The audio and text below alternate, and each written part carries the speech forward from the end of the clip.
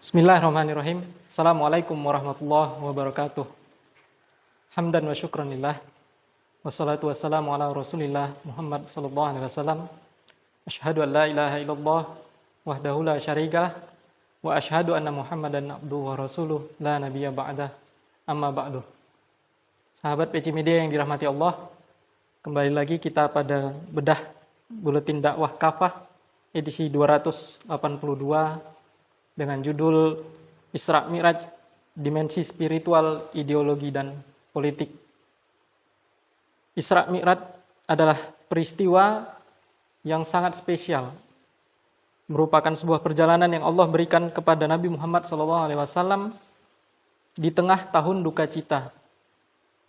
Ketika itu Allah mewafatkan paman beliau Abu Thalib dan istri beliau Khadijah. Beliau juga mendapat penolakan dari penduduk Taif ketika berdakwah ke Taif, menyebarkan Islam pada masyarakat dan penduduk Taif.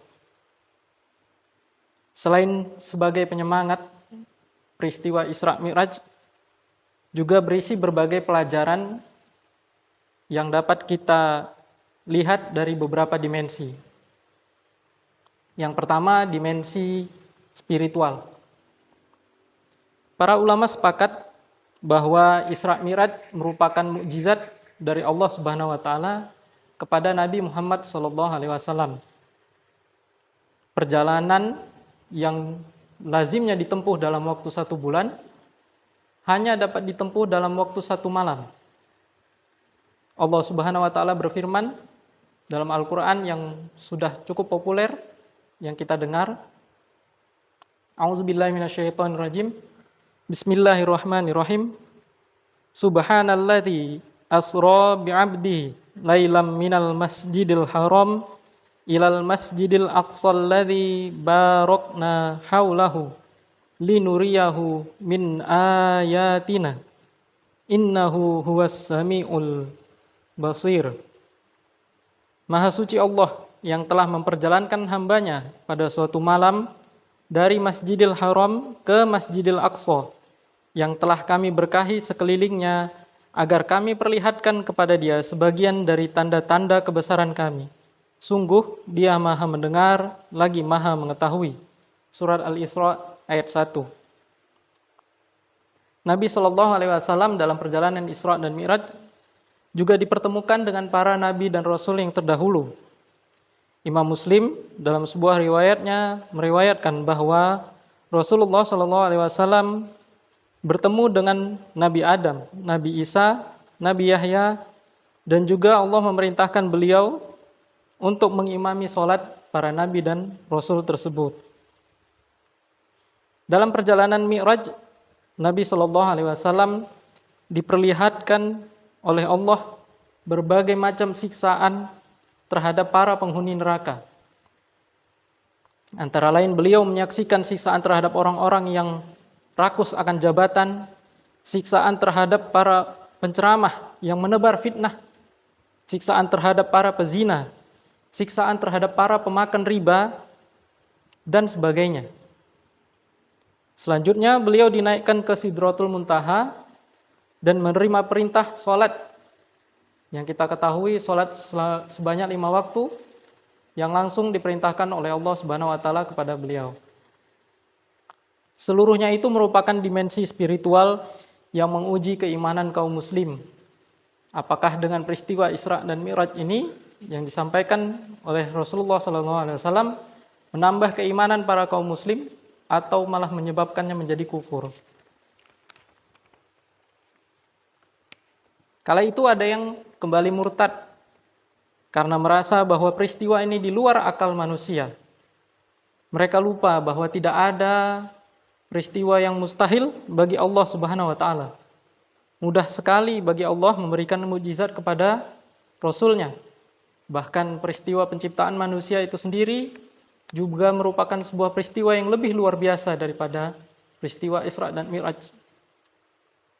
Karena itu orang yang kokoh imannya akan semakin mantap dengan adanya peristiwa Isra Mi'raj ini. Seperti halnya Abu Bakar radhiyallahu anhu yang menerima gelar As-Siddiq dari Rasulullah SAW karena membenarkan setiap perkataan Rasulullah SAW. Sudah seharusnya kita merenungi ayat Al-Quran yang mengingatkan kita untuk tetap menyempurnakan keimanan, termasuk dengan menerima syariat agama Islam secara utuh. Allah Subhanahu wa Ta'ala berfirman, "Wahai orang-orang yang beriman, tetaplah beriman kepada Allah dan Rasul-Nya, juga pada kitab yang telah Allah turunkan kepada Rasul-Nya, dan kitab yang Allah turunkan sebelumnya. Siapa saja yang kafir kepada Allah, para malaikatnya, kitab-kitabnya, para Rasul-Nya, dan hari akhir, sungguh dia telah sesat sejauh-jauhnya." Surat An-Nisa ayat 136. Imam Ibnu Katsir menjelaskan terhadap ayat di atas, yaitu Allah Subhanahu wa Ta'ala memerintahkan kepada para hambanya yang beriman untuk mengamalkan seluruh syariat yang dituntut oleh iman, berikut cabang-cabangnya, rukun-rukunnya, serta pilar-pilarnya.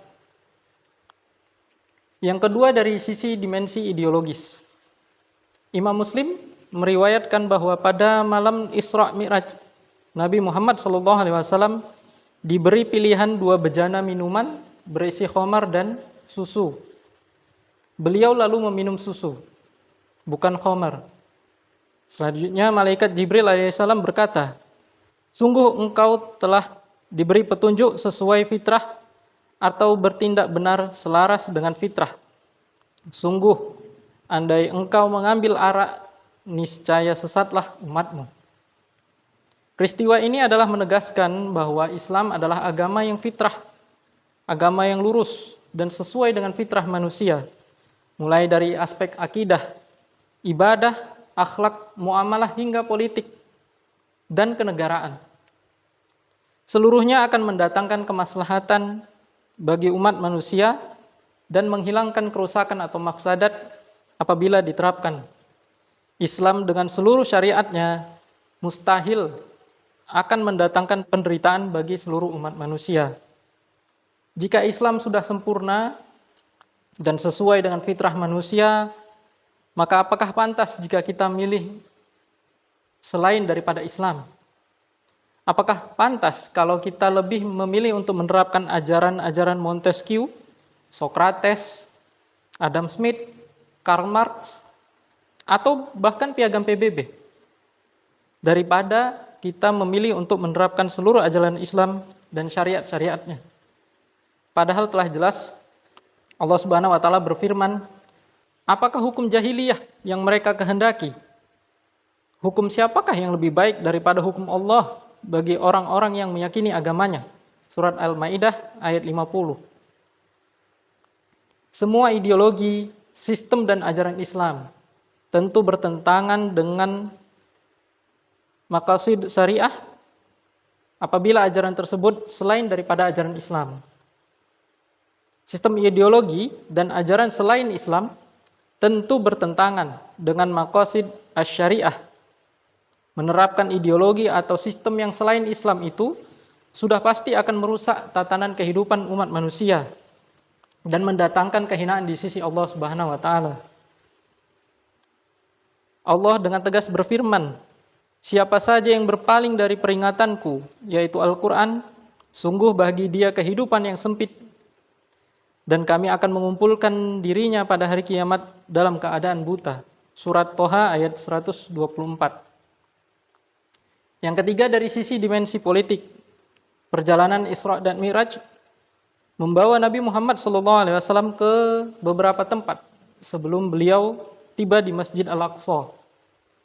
Imam Nasai meriwayatkan bahwa Rasulullah SAW dibawa oleh Buraq dan malaikat Jibril alaihissalam, kemudian melakukan sholat di Madinah. Kemudian Jibril berkata, "Tahukah engkau di mana engkau sholat? Engkau sholat di negeri yang baik. Kesanalah orang-orang hendaknya pergi berhijrah." Hadis riwayat Nasai. Setelah itu beliau juga pergi ke Bukit Sinai dan melakukan sholat. Kemudian beliau tiba di Baitul Muqaddas. Peristiwa tersebut, jika kita perhatikan lebih jauh, tentu mengandung dimensi politik bagi dakwah Islam. Tidak lama setelah peristiwa Isra dan Mi'raj tersebut, Maka berimanlah serombongan suku Aus dan Khazraj dari Yasrib atau Madinah. Mereka kemudian lalu berbaiat kepada Rasulullah SAW di Aqabah. Setahun kemudian, Yasrib telah siap menjadi tempat hijrahnya kaum muslim dan berganti nama menjadi Al-Madinah Al-Munawwarah. Inilah negeri Islam pertama di dunia. Di sana hukum-hukum Allah Subhanahu wa taala diterapkan secara sempurna. Negara Islam di Madinah sekaligus menjadi titik sentral dakwah yang menyebarkan Islam ke seluruh penjuru dunia, termasuk ke Bukit Sinai di Mesir, lalu ke Yerusalem di Palestina, dan seluruh negeri-negeri Syam. Adapun peristiwa para nabi dan rasul bermakmum kepada Rasulullah SAW dalam sholat di Masjid Al-Aqsa adalah isyarat bahwa kepemimpinan umat manusia sudah diserahkan seutuhnya kepada beliau dan kaum muslim. Tidak ada umat yang pantas untuk memimpin dunia ini selain daripada umat Islam. Tidak ada pula ideologi yang layak untuk memimpin dunia ini dan umat manusia melainkan ideologi Islam. Karena itu, apakah pantas jika kaum muslim menundukkan diri pada kekuasaan pihak asing dan asing yang malah menjajah mereka? Pantaskah pula kaum muslim tunduk pada kekuasaan lembaga-lembaga internasional buatan asing seperti PBB, IMF, dan lain sebagainya? Apalagi pada faktanya semua lembaga-lembaga internasional tersebut tidak ada sedikit pun yang berpihak kepada kaum muslim. Justru malah banyak merugikan kaum muslim. Ambil contoh misalnya di PBB. Tidak ada melakukan apapun untuk menghentikan agresi militer pasukan koalisi pimpinan Amerika Serikat ke Irak dan Afghanistan yang menewaskan ratusan ribu warganya. PBB juga berdiam diri atas aksi genosida terhadap warga muslim Palestina, Suriah, Rohingya, Uighur, dan lain sebagainya. Demikianlah seharusnya Islam dan umatnya itu yang layak untuk memimpin dunia. Sebabnya Islam lebih dari sekedar agama spiritual dan akhlak belaka. Islam adalah ideologi paripurna yang juga mengatur politik dan kenegaraan, sebagaimana yang dicontohkan oleh Rasulullah SAW dan para khulafaur rasyidin. Bahkan kelak kekuasaan Islam akan mengemban agama ini hingga ke seluruh penjuru dunia, hingga seluruh manusia ini berada dalam naungannya. Hal ini telah dijanjikan oleh Nabi SAW dalam sabdanya, "Sungguh Allah telah mendekatkan bumi ini untukku, lalu aku melihat bagian timur dan baratnya. Sungguh kekuasaan umatku akan mencapai seluruh wilayah yang diperlihatkan kepadaku tersebut." Hadis riwayat Abu Daud. Akan tetapi, kepemimpinan ini tidak akan mungkin terwujud melainkan dengan sebuah institusi khilafah Islamiyah yang memang telah diperintahkan oleh agama Islam dan disepakati kewajibannya oleh para ulama ahlu sunnah, dan disepakati kewajibannya oleh para ulama ahlu sunnah wal jamaah. Kewajiban ini diantaranya ditulis oleh Profesor Dr. Wahbah Zuhaili pada kitabnya dalam bab Sultah At-Tanfiz Al-Ulya Al-Imamah. Bab ini merangkum pendapat para ulama dari berbagai mazhab tentang kewajiban menegakkan khilafah. Menurut beliau, hanya segelintir kelompok yang menolak kewajiban mendirikan khilafah, yaitu sebagian kecil kelompok Khawarij dan Mu'tazilah. Adapun mayoritas ulama mazhab, bahkan seluruh ulama aswaja, menyatakan wajib mendirikan khilafah. Demikianlah bedah Bulatin Kafah edisi 282 yang berjudul Isra Miraj, Dimensi Spiritual, Ideologi dan Politik. Wallahu a'lam bishawab.